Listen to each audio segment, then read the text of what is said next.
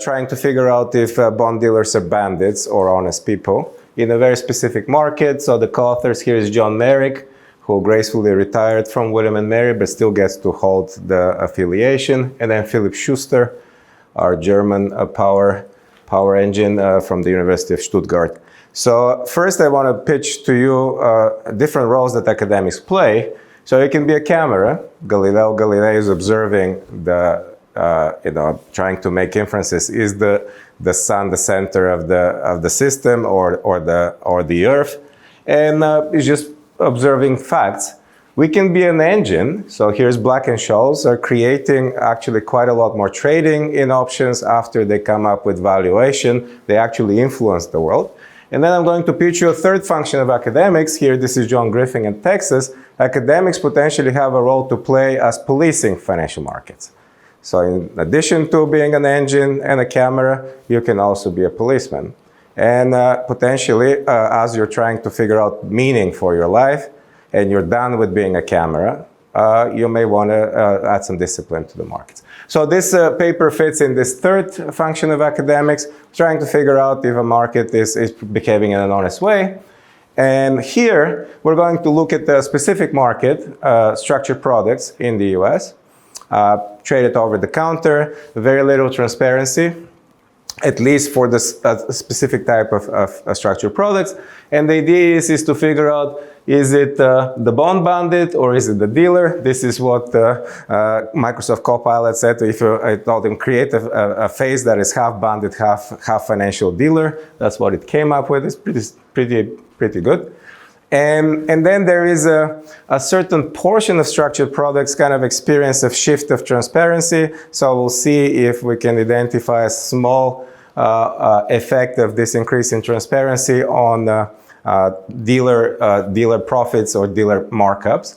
And here I want to focus also on a case when one dealer made $51 million in 7 minutes, and see, just to convince you that actually banditry does occur in gigantic scale in this market, and probably try to use also this as a rhetorical device to convince you that it should become a little more transparent than it currently is.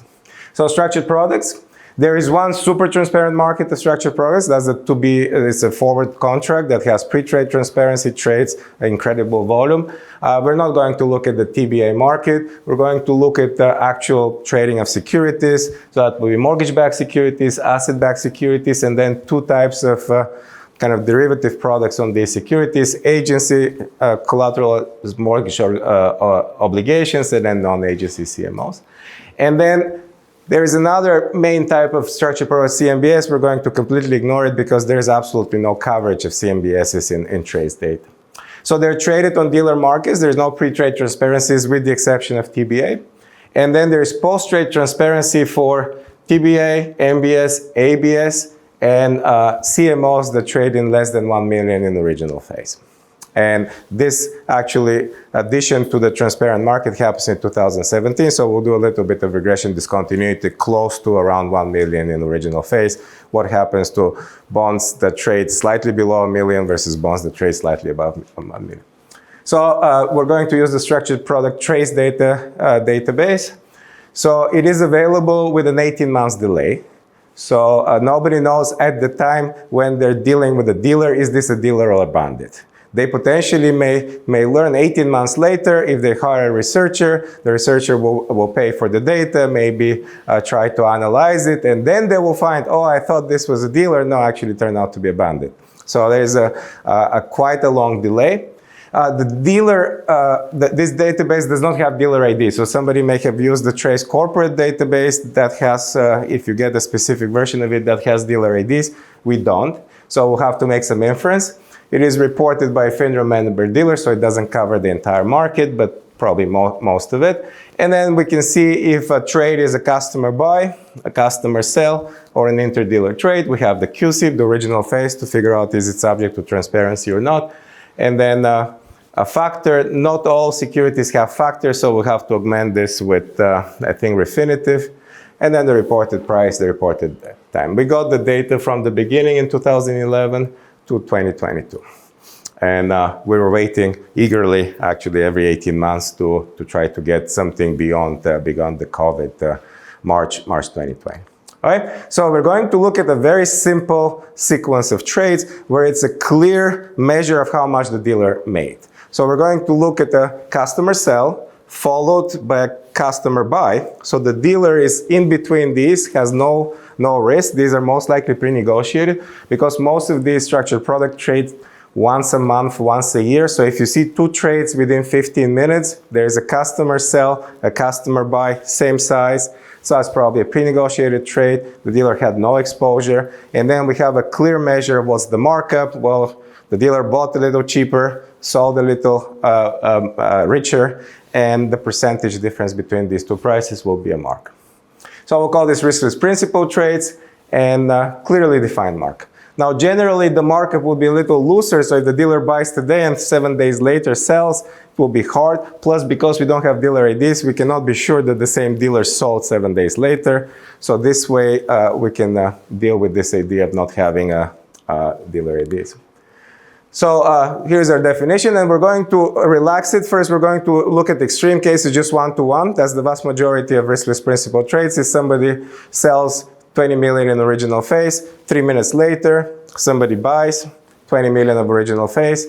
There is no other trades in the next 3 months. Most likely that's the same dealer, found a buyer and a seller, a boy and a girl, matched them, got some markup for that, had no exposure, the dealer acted as a broker.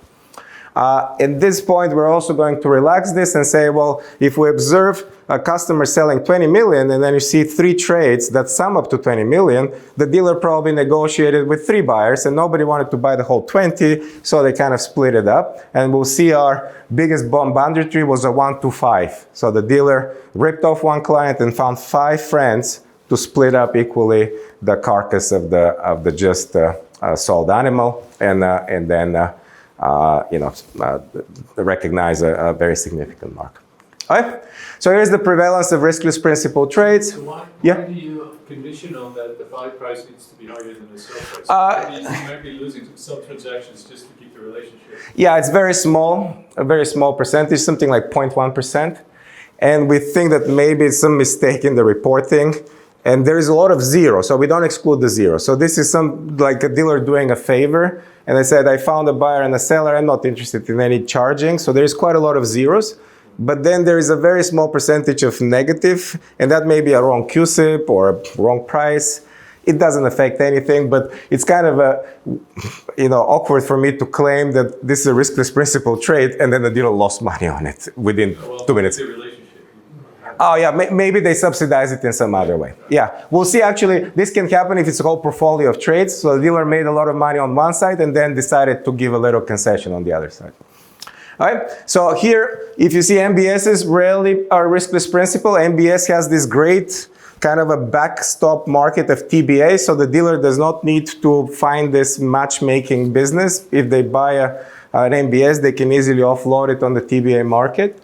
But if you see ABSs and then non-agency CMOs, so this is probably the most complex, the least liquid market, especially during COVID and then in 2022, about 30% of trades are riskless principal, where the dealer did not want to commit any capital, found a buyer and a seller, a buyer for the seller, and just negotiated as a broker. All right. So now here's what the markups look like. The vast majority of dealers are not bandits. They could charge more. Nobody is watching.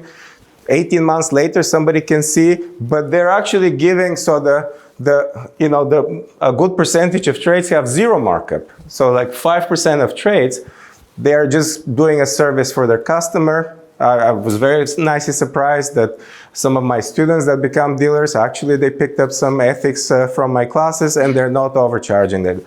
But then if you look at especially the non-agency CMO, so this is different I should have put some dotted lines. This is corporate bonds. This is the non-agency CMOs. The 75th percentile is already 1% markup, which means that a quarter of the trades, the dealer captures 1% of value just to meet 2 parties over 3 minutes or over 4 minutes or over 15 minutes.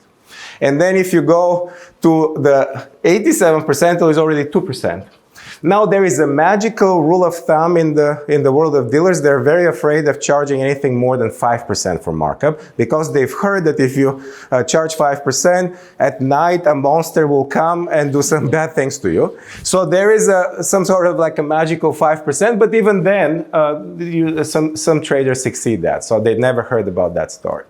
We'll see actually in this data of this big bond banditry, there's a magical, like in a follow-up trading, they just stop at exactly 4.8% or 4.9%. They just don't want to exceed the 5% because they've heard that they should be in moderation. If you're bonded, you have to still leave your victim with some wealth so you don't face bad karma.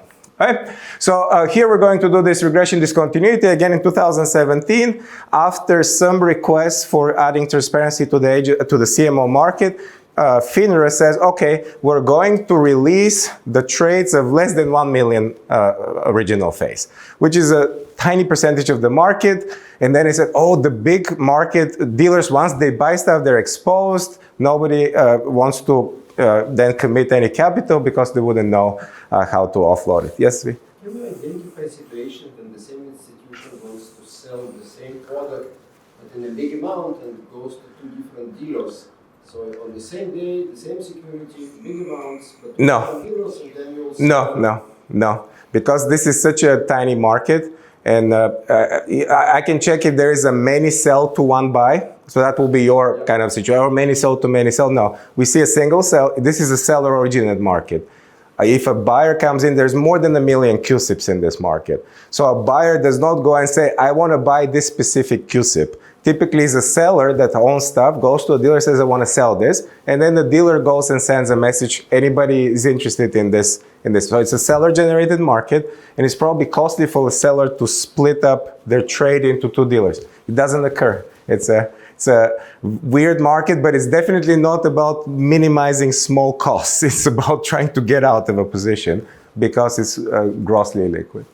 So here is the regression discontinuity. Here the B is just the bandwidth parameter, so 1 million. The B, if B is 2, then I'm going to do 1 million divided by 2, that's 500,000, and 1 million times 2, so that will be 2 million. So I'm going to set the bandwidth between 500,000 and 2 million and look at pre-post, what's the effect on markups of riskless principal. And if the B coefficient is 2, the post times original face, so post times treated is about 5 basis points reduction. If the B coefficient is 3, is about 4.8 basis points. Then if you kind of get a bigger bandwidth, so now you're starting to bundle less similar bonds, you can get it slightly bigger, but it's about 5 basis points. So the fact that we made transparent a tiny percentage of this market made a tiny fraction of people slightly better off by being charged 5 basis points less on their trade. Ironically, on the bigger trades, actually markups increase. So the dealers may have faced, okay, I'll give you 5 basis points here, but I'll charge you 30 basis points more because you just made me the report. All right, so that's the RD&D. And then I'm going to look at this, what this was more favorite at some point. John Merrick said that will be your retirement trade or your retirement research. Let's find some big egregious banditry and potentially capitalize as a headhunter or whatever, Wild West, where, you know, what were these people with the, you know, exactly like, you know, there is a bounty for some bandit, and if you catch it, you get a fraction of the bandit's bounty. All right, so sellers, so we're looking now, and we have a little model in the paper. Philipp Schuster, that was his job, to create a simple three-party bargaining model. So we have the seller and the dealer, and then the dealer and the buyer. So we're looking for situations when we have a seller with very low bargaining power, and then a dealer that doesn't have any capital, so they have to go and find this matchmaking thing. And in this case, we're saying, okay, well, one way to operationalize the seller with low bargaining power is if a seller has to dump a whole portfolio. So there is some sort of a fire sale. And also, if they don't have a lot of bargaining power based on the model, the price that the seller gets should be far from the fair value of the security. And then potentially the buyer may get a little improvement, so maybe the buyer can get even also a discount, or maybe or the dealer can capture the whole premium. So we need a combination of a high markup and then a high discount. Now, what is fair value in this market?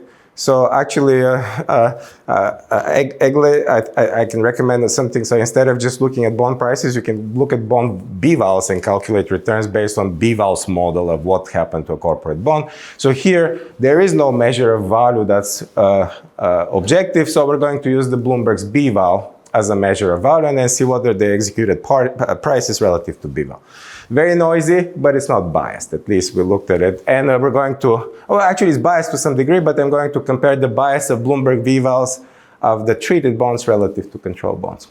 So here is a cluster. So we're looking at a concentration of riskless principal trades in multiple securities in the same 15-minute window. And we have, let's say, a cluster on March 19th, 33 securities.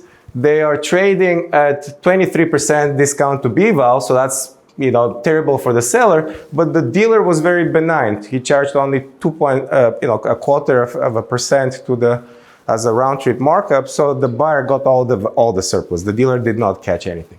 But then if you look at this is the bond banditry, March 25th, 2020 at 131.52, 243 QSIPs, 1,408 trades because each sell is matched with 5 buys. The total dealer cost is 1.7 million. He makes $52 million in 7 minutes. And the percentage markup is 3%. And the trades are executed at 16% to B-val. On that date, actually, the B-val is somehow negatively biased. So actually, the difference of the B-val, difference of the treated bonds versus the control bonds, if you compare the two, so this is a 26% discount relative to what the market bore. So one dealer found one, and we actually found who that poor victim is. It was a big, portfolio of non-agency CMOs that was being called, like they were facing margin calls on their repos. They had to sell it very quickly. The dealer, we also found who the dealer is. The dealer offered them $1.7 billion. And then found 5 friendly parties to capture this 30% discount that they ripped off. They could not capture the full 30%. They have no capital, so they got only 3% here. They left another 20 with the other 5 parties. And now it turns out afterwards, you can see the same 238 bonds trade again in riskless principal trades. And they're also, the dealer in further transactions makes another 3, 4, 5% of these things. So there was some sort of a conspiracy. I'm going to give you 20% deal here. I'm going to get only 3. But then I hope when you sell back these securities to me, I'm going to rip you again by 5%. And as a result, the actual spread was about 28. So it's kind of like a typical hedge fund carry. I, as a dealer, get 20% of the value. You, as an investor, get 80% of the value. And we encourage conspiracies now in this market because of the fact that the dealer was feeling uncomfortable to charge more than 5% of this original victim. And this is where, on the follow-up trading, there's this absolute aversion of the 5%. It's like 4.8%, 4.7%. All right, so here's the markups on that day. There is a few securities that the dealer did not charge markup. These are securities with very small prices. So even if you do one tick, it's already above 5%. So they say, oh, I'm not touching that. So I'm going to just, for these small price securities, I'm just going to give you 0 markup. But then the rest is kind of distributed based on the pricing of the security and the minimal tick size, about 3 to 5%. Okay, concluding, so we can finish on time, and then we can congregate at Andrei Kirilenko's table to talk about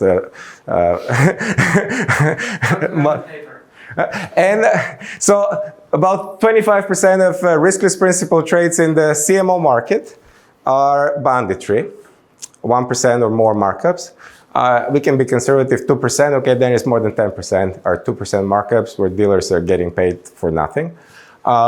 Adding transparency to small trades gets you a little bit, maybe 5 basis points. But that's a completely insignificant part of the market. And then fire sales of CMOs under the current regime can result in dramatic costs for sellers. And the market does not provide any discipline at least on the regulatory side currently. Most of it is some sort of an implicit ethics or constraints. And so most dealers are very honest.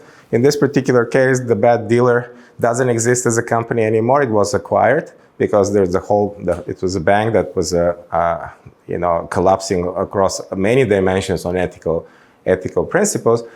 But the market allows that to happen. So a fire sale at 20-30% discount, that's not a problem. But the dealer should not, for committing zero capital, should not get 3% now and then another 5% in a subsequent conspiracy. And then we argue that transparency can provide both ex-ante deterrence and then ex-post remedies for dealer banditry. So there's no sense in which there's search costs. And here is what happens, the sun, and then the bandit goes behind. So is there not no cost of searching the other side? I mean, they might take off within 15 minutes, but it might have taken a few days. Yeah. So that we perfectly recognize that, and that's why we look at the vast majority occur at 20 basis points. So that is the search cost. So that is the matchmaking. It's kind of like this joke where you hire a plumber, you have a multi-story house, you don't get any shower pressure in your shower, and then the plumber goes in the basement, hits one pipe, and then says $50. I said, well, you just hit one pipe, $50. Well, it's $5 for hitting the pipe and $45 to know which pipe to hit. So there is knowledge, there is connections. You charge 20 basis points for that. The vast majority are happening at 20 basis points. And then you look at this tail, that is beyond that. And 50 million for 7 minutes, that's not matchmaking. Andrei. So let's say a forensics discovered that. So you report this to FINRA, you report it to the SEC. Yeah. What would they go after? What isn't here that would be considered? Yeah, so they've gone after other cases for... Under what? Under 10b3? What is... Yeah, so there is a rule for what is... They actually have... FINRA has a rule for reasonable markups. But they define it as a reasonable markup.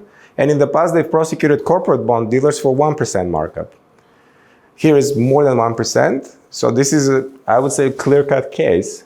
But, it's a question of regulators picking whatever they want to pick. So they present the case and say, look, the company is going through a fire sale. Yeah. If there's no one actually intermediating this fire sale, right. The company is going down. Yeah. They margin. Right. Yeah, so they are in dire straits. I'm doing this, I'm fine. What's wrong with this? Nothing wrong if the dealer bought this with their own capital. Nobody could catch them. So they could have offered the 20% discount, hold it for a few days, and there is no way for them to be cashed because the measure is... It's a risky position, right? Right, they took a risky position, but here they got rid of it immediately. So now I can, because brokerage operation. Exactly, and then the definition of a markup is immediate liquidation at the prevalent market price. Now I have the prevalent market price, you just bought it. And now I can immediately catch you for that because now I see a very good measure of the prevalent market price. So this was a confluence of a dealer that is greedy, but did not have capital to maximize their profits. And in the process also form a conspiracy with 5 other entities. And now that's a conspiracy plus a direct, obvious violation of the rule.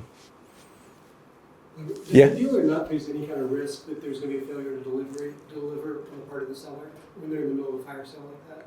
You mean delivery of what the securities? No, they want to get rid of them, and they want to get rid of that portfolio. So this was a publicly marked portfolio. So they just want to get rid of that because otherwise, and actually they viewed, the seller viewed this as a positive. Oh, dear shareholders, we got rid of these toxic assets, and they had no idea that they got ripped off by 30% from that whole thing. But they had absolutely no idea that their dear dealer, who most likely put them in this position to begin with, charged them $50 million for that service. All right, well, 3:30, managed to finish in time, so that's good.